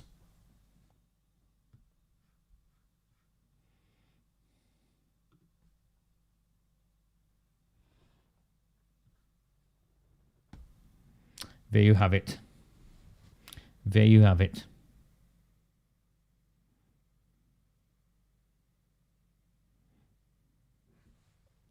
There's some responses. I think one would be good to share with you. Please like, please share. I'd like to talk to you some more, but it's coming up to 11 o'clock. I've only got 51 likes. Not a single person has bought me a coffee. Oh, in fact, Louise, one person's bought me a coffee, and Louise, who's already a subscriber, has bought me a coffee. So I will go and get myself a drink. I'll come back and I'll see where we are. If we get a few more likes, maybe perhaps the 184 people who are watching will carry on, or we'll call it a night. So please like, please share, please, if you can, buy me a coffee, and I will come back with a fresh drink.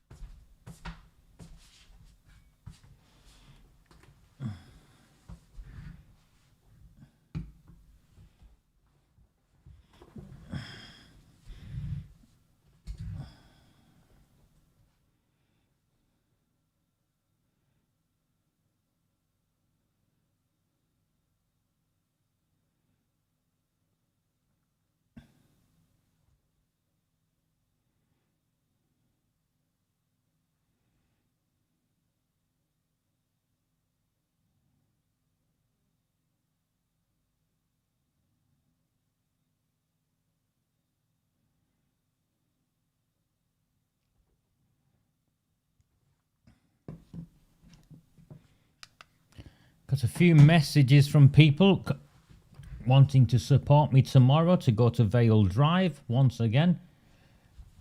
I urge Greater Manchester Police to do their job because I will not be threatened, nor will I have my family threatened and threats to my life made. So I urge Greater Manchester Police to act and confirm in the morning with me. At the very latest I will be acting, otherwise I will simply put up on social media that I will be at Vale Drive at a certain point, and I'm sure many of you will be joining me. And we will see. We will see. I would rather the police do their job and we as citizens were protected, irrespective of the political protection offered to these individuals.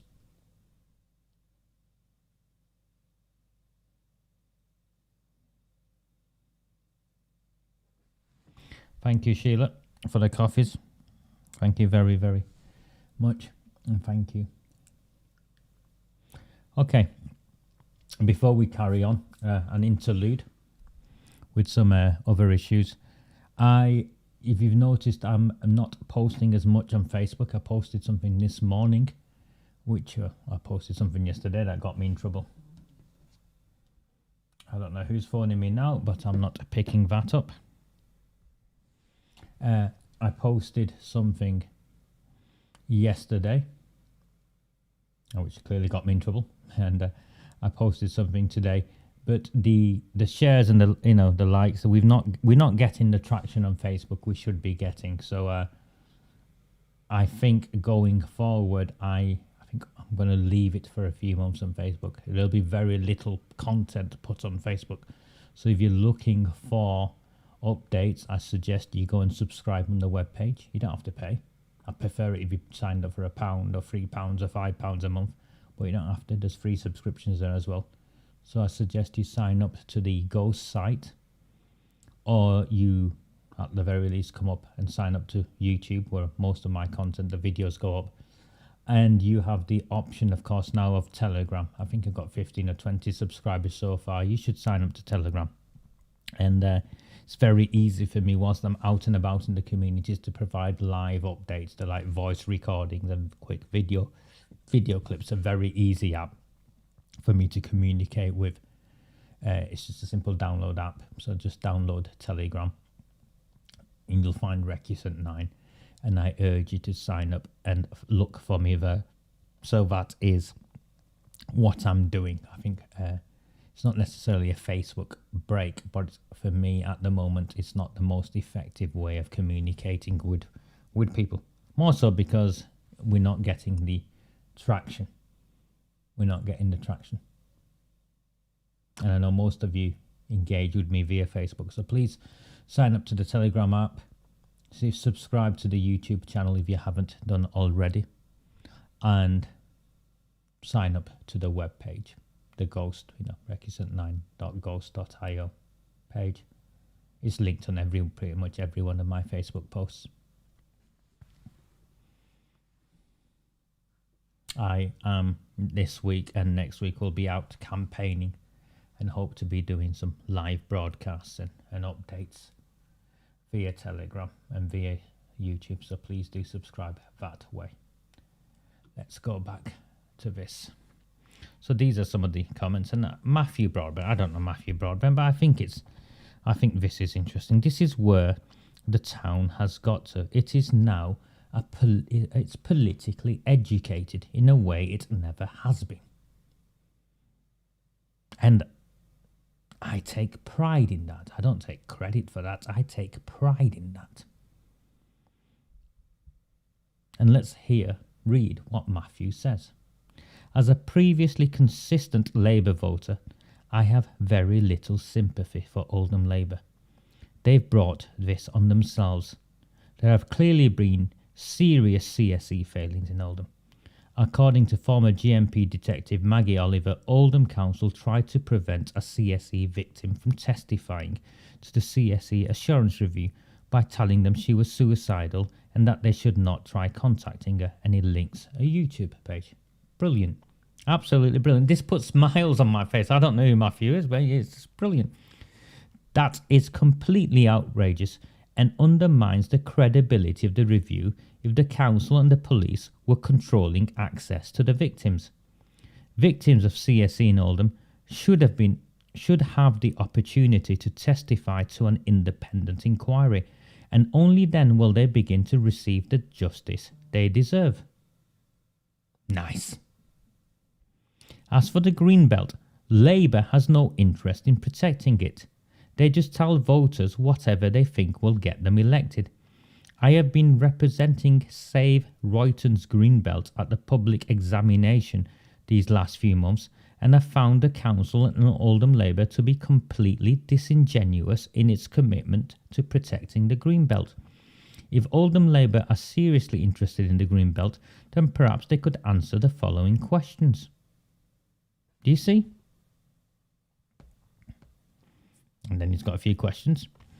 Oldham has had good and bad Labour councils during my lifetime, but the current one is the absolute pits. It is stale and broken and is no longer in touch with reality.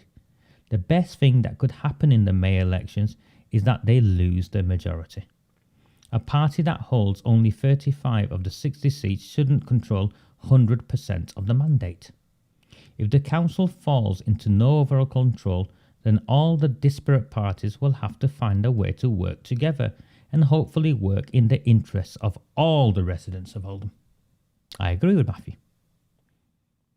At the absolute minimum, I would like to see the victims of CSE finally get an opportunity to be heard and put a stop to the completely unnecessary destruction of our green space.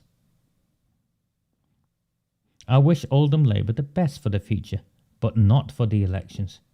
Denying a voice to CSE victims, destroying green spaces, trying to get residents fired because they have the temerity to challenge the council.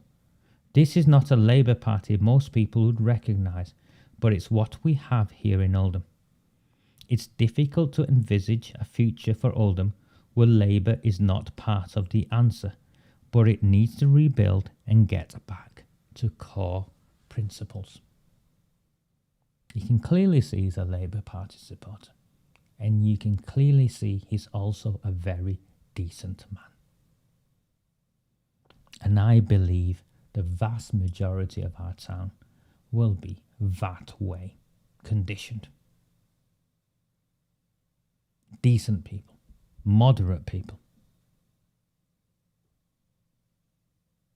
This is wrong. The Mills article, of course, is completely wrong, as is Amanda Chadderton's Facebook post. Let me try and find her Facebook post. Give me 1 second.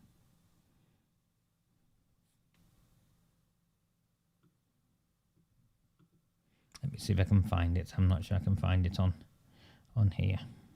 I don't think it's set up that way. I'll have to switch it.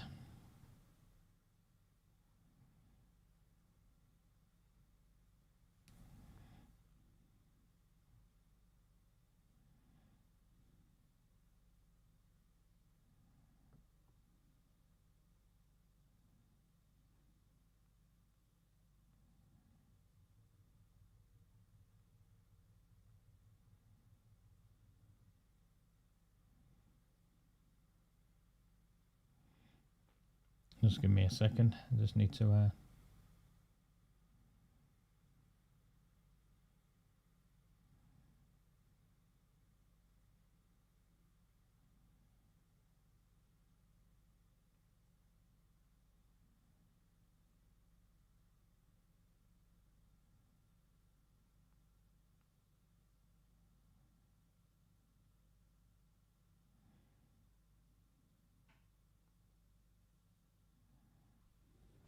need to see if I can find it. It was put up yesterday, wasn't it? It's got 13,000 members, hasn't it? So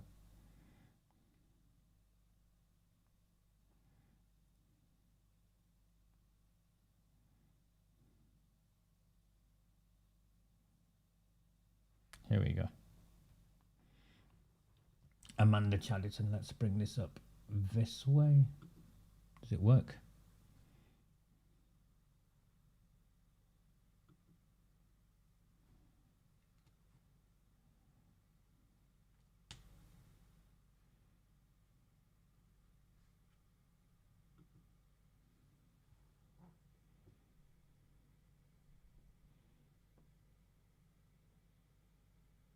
No. I'll read it to you. If I can't get it up, I'll read it to you. I just wanted to bring it up. I had to connect my phone and disconnect the iPad is what's going on, if you're wondering what I'm trying to do. No. Okay, I'll read it to you. So this is what Amanda Chadderton's response was on Royton Community Hub. Amanda Chadderton, Labour Party. What is your connection to Royton Life, Work, School and Home? Remember, these guys are Labour Party supporters. They financially benefited from the Labour Party in terms of Hack Oldham and all of that. But there's one bit I want to read.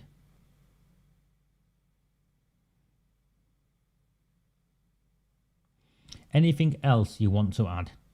There's every chance that over the next few weeks the campaign is going to get highly personalised and end up in the gutter. I can promise you that will not be from me and the Labour Party. I've seen that an online conspiracy theorist told you rent-free in the head, my name is Raja me Amanda Chadderton. Anywhere you ever find the courage to have a meeting with me, you should ask your partner who I am. She was a councillor in Manchester when I wrote and devised a counter-terrorism strategy for Manchester City Council. I don't remember them describing me as an online conspiracy theorist.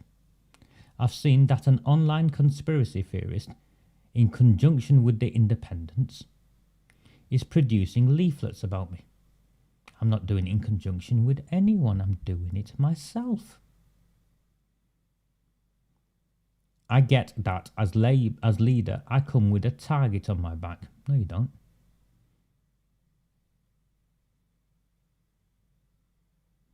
And so on, and so on. Already playing the victim. Already playing the victim. Well, these leaflets will go out this week. In Royton North and in Royton South. And I would very much value those of you who can and are free and are local, particularly if you live in Royton, to get in touch. I'm hoping I can pick the leaflets up by Tuesday. Tuesday, Wednesday and Thursday, I'd like to get them out. And I'd also like to show you something in a ward where we can win even though people think we can't. And I'd like to demonstrate to you how. Just very, very quickly.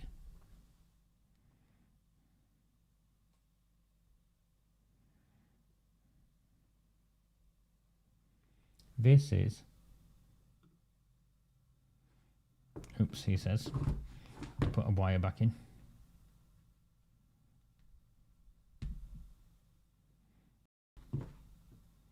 Oh, it works for that. There you go. This is Alexandra Ward. Alexandra is a Labour Party stronghold. All three councillors have been Labour, they've always been Labour. Dr. Chauhan, Shahid Mushtaq, and of course, Jenny Harrison. There is an independent standing there for Northern Heart. Her name is Sheila Brophy. She listens to me here, gets in touch. You can see Sheila Curley, who's just given me some money, I think, is one of her sponsors, and June Cochran, who's also on here somewhere. Northern Heart, Oldham. Sheila lives in Holtz, I think. Isn't that right, Sheila? So, there you go. Sheila Curley's the proposer. Do you want to win? Do you want to win here? Where you've never won? Where no one's ever come close to winning? Because if you're prepared to fight, you can win. If you're prepared to fight, you can win. And this is how you win. The white majority in Alexander, in the main, do not vote. Holtz and Alt do not vote. Disenfranchised and do not vote. You see this leaflet? This one? Holt's deserve better, Alt deserve better, and we put a photograph of Jenny Harrison on it. We put a photograph of Jenny Harrison on it, with reference to her support for the cover-up of the Pakistani grooming gangs, yeah? The Pakistani rape gangs. And Holtz and Alt will be angry enough to get off their arse and vote. So that's the first thing we do. The second thing we do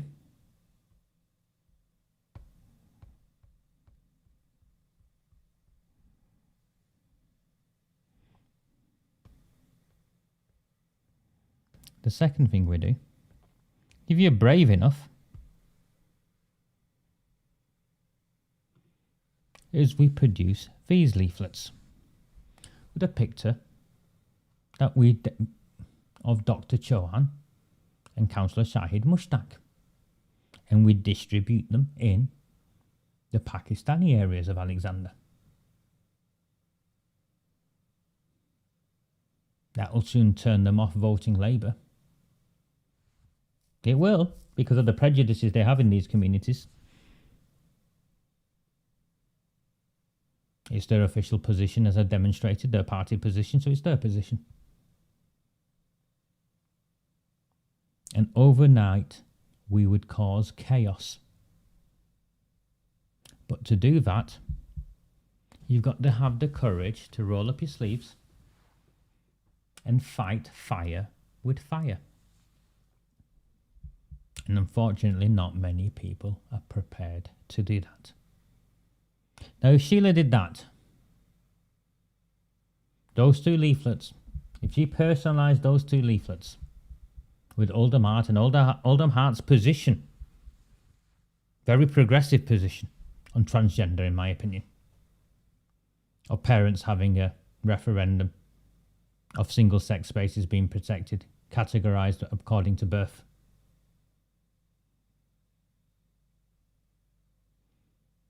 If we didn't get Sheila in, if we didn't get her in first time, if we didn't get Sheila Brophy in first time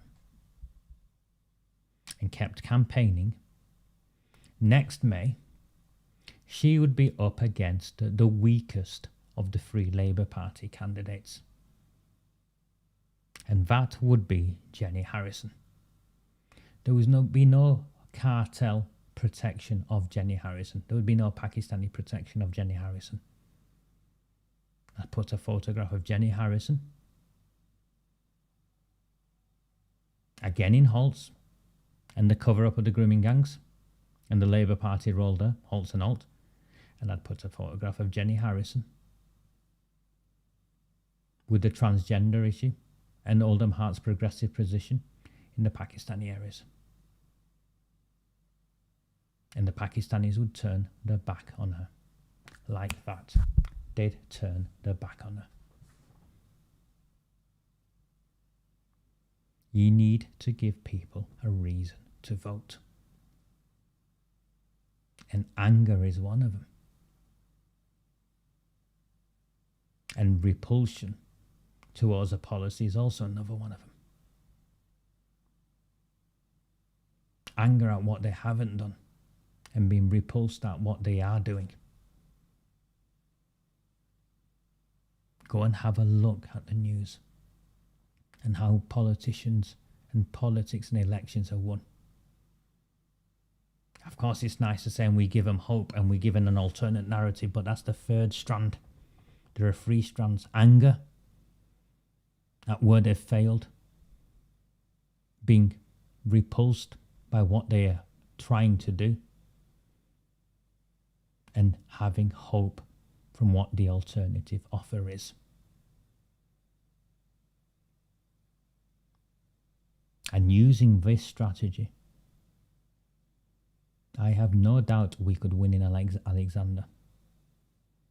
I have no doubt we could also win in Waterhead.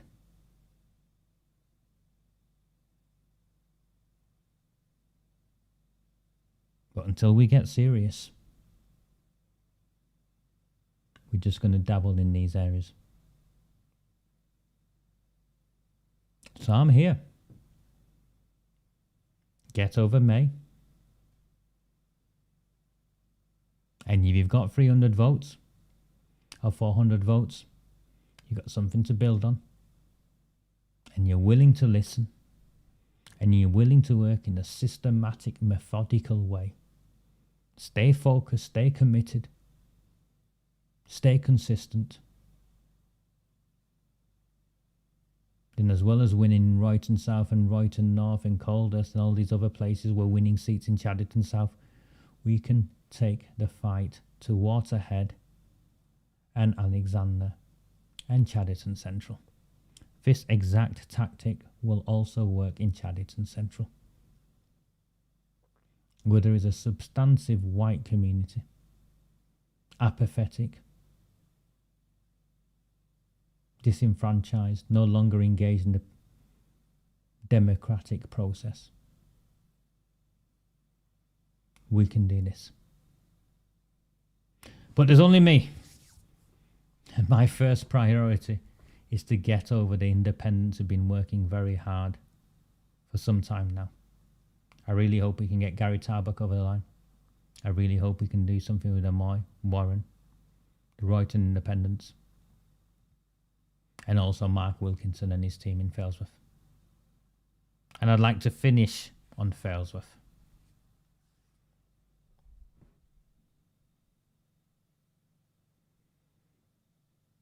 The vote won't be split. Mark, Alan, Sandra will get over the line. And I think by now, Jane Cassanelli, who decided to stand for the Failsworth Independent Party, even though she was sat in a meeting and agreed with everyone else, including Brian Hoban and Neil Hindle, what was agreed, and then broke their word. I think Jane Cassanelli will be regretting what she did, because the Failsworth Independent Party are nowhere to be seen in Failsworth West campaigning, let alone in Failsworth East. And I think if I was Lucia, I'd get over the line. And the minute I'm over the line, and before the first council meeting, I'd be switching sides, resigning from the Failsworth Independent Party and deciding I was just an independent in Failsworth. Don't let me get ideas into your head, Lucia. No, that wouldn't be right. A very, very good evening to all of you. It's just when 20 past 11. We've got a long few days ahead of us. If you can, please volunteer to help deliver some leaflets. An extra person, 2 extra people, 3 extra people in any of these areas makes all the difference. I know Gary's working hard. I know actually it's Dean Ludford, who's working hard, who's really coordinating a lot of this. Volunteering his time. The lad doesn't even drive. He's catching multiple buses to get to places. He's helping all over the place. We've come this far because we are united in a common cause. But more than that, we've come this far because we have grown to be a family. And whatever happens in just over 10 days' time, I will never regret standing up for what's right and having the opportunity to meet all of you and call you my family. A very, very good evening to all of you. Hopefully, I will not need to call on you tomorrow and Greater Manchester Police do their job. I'll see you soon. Good night. Do not fear them. Do not fear any of them.